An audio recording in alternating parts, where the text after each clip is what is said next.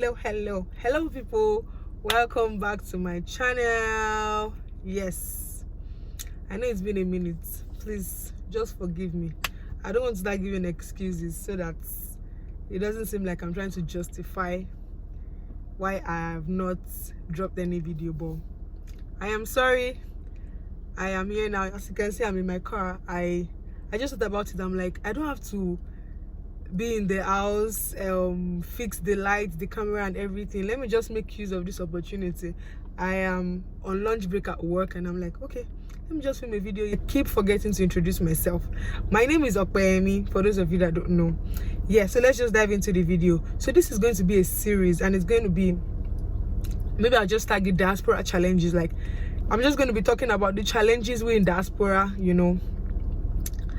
face and all of that, and I'm sure I'm not the only one on this table. It's not a peculiar thing to me. It's going to be like, it's a general thing to everyone in Diaspora. I am very, very sure about this. So like I said, it's going to be a series. So today I'm just going to be talking about how to make our children speak our native language, like instilling our culture in our children. It is very, very hard. Trust me, it is absolutely hard. Like, if you want to be intentional about it, it is hard, because I know people that be like, no.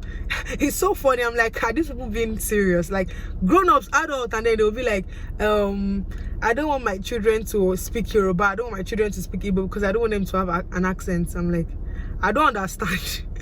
What do you mean by you don't want them to have accents?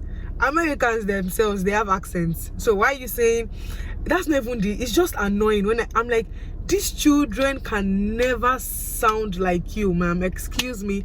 They can never. Even if they understand Yoruba or they understand Igbo, trust me, it cannot be smooth like yours. It cannot be as smooth as yours.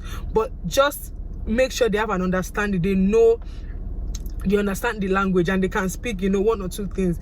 Trust me, even some people in Nigeria don't understand their languages, and that's very bad. Because we that were in diaspora, number one, there's already a cultural detachment. The fact that you're not raising your children in your home country, there's a cultural detachment already. So whatever culture you want to instill in your child, the onus is on you. It's on you alone. Like, I speak Yoruba to my son, and trust me, nobody else speaks Yoruba to him. So it's very, very hard.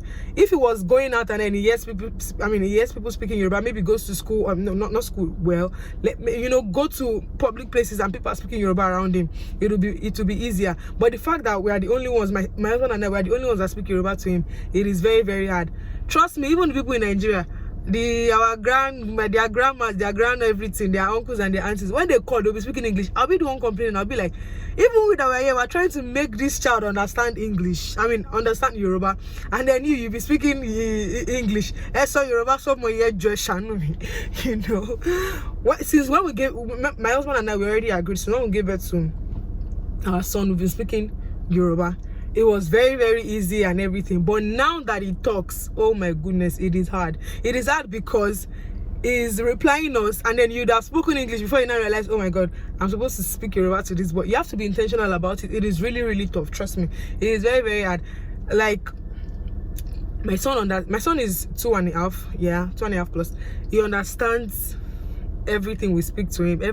All the Yoruba that we know how to speak, he understands. Trust me. It even affected him, because I remember for a long time he couldn't say words. Like, it was already, I'm not comparing him to other children, because I already have an understanding that all children are peculiar. They grow at their own pace and all of that. So it wasn't talking. It's not like it was making sounds, of course, but it wasn't saying words that at his age he was supposed to say. So our normal regular hospital visit, and then they're like, do I have any issues, blah blah blah. I don't always have issues, in Jesus' name.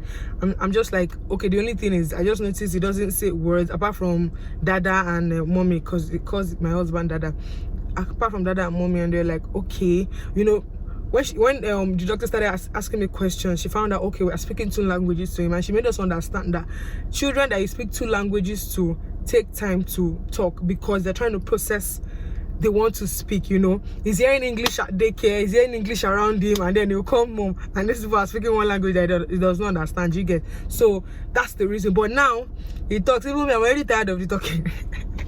I call him questionnaire, because everything is always asking, And to be honest, the funny thing is, he even started speaking, I won't say speaking Yoruba first, but he understood Yoruba before English, because I remember then I'll be like, I'll call his name and I'll be like, Dada, like, where's your, because it's that Dada, like, where's Dada? He'll be like, Onsun, which means he's sleeping, you know. So since I said it was like, maybe it was not too yet, then you already knew things like that, and then you send him errands, he knows what you're talking about, only if he does not know the particular thing, and then maybe you point at the stuff like, okay, lo mukini for me, you know, those kind of things. So let's try and instill our culture in our children, especially the language. It is very important.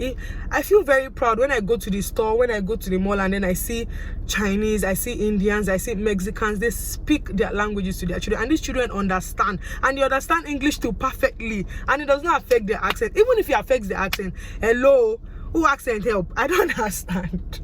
We have the dick accent self, and we don't see working with the Americans. We are working, we have good jobs, we are communicating, they understand. It's so funny because even these Americans, trust me, I've met so many people. There was one of my colleagues that asked me one time, was like, do I speak my native language to my child? I was like, yes, of course. And I was like, please do. But like, it hurts him so much, and I'm sure he's not the only one, you know, on this page, that it hurts him so much. There's only one language he understands. He can only speak English, and he only understands English. They want to learn our culture. They love it. Our culture is rich. It is full. It is beautiful. These people love it. You know, some things that we tell them, oh, this is... I remember one time my boss bought me lunch, and then I said, thank you, sir. You know, the next day I saw him again, and I said, thank you for yesterday. And he's like, hello, do you want to kill me with thank you? You know, that kind of thing. But it's our culture. That's the way we were brought up. Trust me, when you see all these children that were... I'm not trying to shade anybody, but you know, I see some parents and they'll be like, this American children, this one's the American children. As little as my son is, since he was born, I used to tell him, Omo, come, you are Nigerian, you were just privileged to be born here. Do you understand? You see some kids that they'll be like, my parents are from Nigeria, I'm from Chicago. I'm like, my parents are from Nigeria, I'm from Texas. I'm like, hey, what's wrong with these children? Trust me, those children that you don't allow them, those children that don't know their roots, that don't understand their culture, I'm not saying all of them, most of them tend to misbehave, what we call misbehave, because they tend to take up the American culture. At 16 they want to leave the house. They do crazy things that we see all these American kids and we're like, Nibo, who born you in an African parent's house? Do you understand? You know, all those kind of things. So instill your culture in your child. Let your child understand you, like, especially God, I cannot even imagine. Sometimes at the store like this, is Yoruba, I'll just speak to my son like, I don't even need to give him any attitude. The Yoruba will speak, he already understands, you know, all those kind of things. And apart from that, you know, so that they know their roots, they don't forget their roots, they don't forget where they are from. Stop doing this one's the American children, this one's I don't want my children to have accents. The children that can never sound like you, it's not possible. They can never speak like you. And even if they understand the Yoruba, they understand the Igbo, they cannot still speak it as fluent as you. It took a long time before I started speaking Yoruba. Even up to now, my mom still laughs at me, some of the words that I pronounce. But to me, I'm like, I'm a conk Yoruba girl. Do you understand? And I didn't really like it. Even my brother just started speaking Yoruba like recently. He understands everything perfectly. And I don't want that for my children. And I'm sure I watch YouTube and I see most of the Nigerians that I see that speak their native language to their children, they're Igbos. Like most Igbo YouTubers, I see them, they speak their language to their children. Boys, I'm not trying to say it's just Yorubas or anything. I'm just saying that is what I see on YouTube. I see most Igbo YouTubers speak Igbo to their children, which is very, very beautiful. Don't throw your culture away. Trust me, let your children be culturally grounded. Let them know their roots. Let them know where they're from. You don't need to be taking them to Nigeria if you cannot afford it. You don't need to take them to Nigeria every year or every other year. But if you can afford it, why not? So that they know where they are from and they don't get this American mentality, and then you now start casting and binding later in the future that, God, where have I missed it? When you're already making them feel as if they're Americans, and we know the way these American children are, we know. So, you know, one of my friends, she's a teacher, and they were gisting me about the Nigerians in their school, that they are the ones that even do the worst, you know, because they want to copy the Americans. These children, though, don't copy the Americans, they do the worst of it all. And I've seen Nigerians that were born here, like their parents raised them here, the ones that, you know, they instilled the Nigerian culture into. You see them well behaved, perfectly behaved, you know, and everything. Some of them have never even gone to Nigeria before, but you won't know because their parents made them understand from the onset that, Yoruba here, Igbo here, Hausa here, you know this kind of thing. You are Nigerian. Don't go and be funny. Don't go and be thinking you're American. If you misbehave, you know what's in for you. It's not going to cost you anything. I know it is very, very hard, and I want to put it out there too for to other people in diaspora. If your children understand your language, how did you do it? Because for me, it's already getting tough now that my son can talk. Like, he talks and I'm talking back. I'm speaking English. I'll be like, oh my god, unconsciously I'm already speaking English to him, and I'm like, no. I remember like some days ago I was on the phone with my mom, and then he was in his bathroom. He was on his potty. He had not done what he was supposed to do, and then he was standing up. I said, oh yeah, Joko Sibe. And the next thing my son said was, Mommy, I don't want to Joko. Oh my god.